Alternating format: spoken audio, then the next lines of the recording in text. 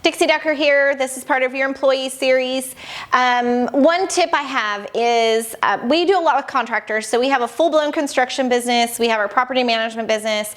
We have our teaching training business. I have a realtor business. So in any of those facets, if you have employees working for you, whether they're subcontractors or W-2 employees or virtual people from out of the country, here's one tip for you. When they begin to tell you they did you this favor,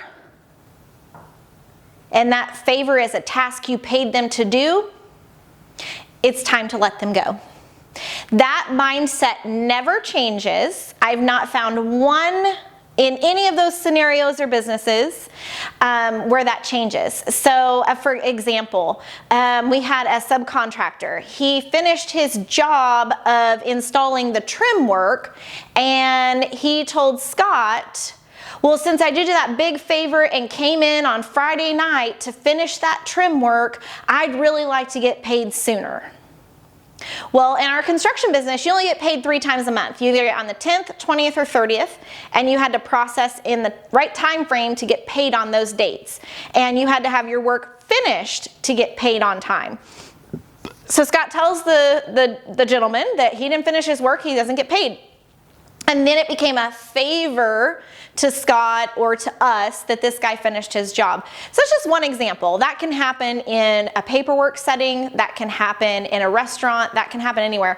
But because they showed up to their shift, they did you a favor. So in my world, that word does not work. For me, that word is a big red flag, because as an employer, you are paying someone for their time and services, and it's a mutually beneficial relationship. Anytime that goes the other direction, it's time to let that person go.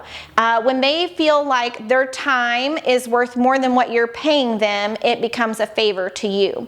And sometimes that's not true. Sometimes you can be giving them the raises, but they feel now they're doing you favors instead of working for their paycheck. It's an exchange for a service they're getting paid for. And just remember that. So that's a red flag for me, and I wanted to share that one with you guys, especially if you're new to hiring or you're just stuck in a rut with people. That's a big red flag for me.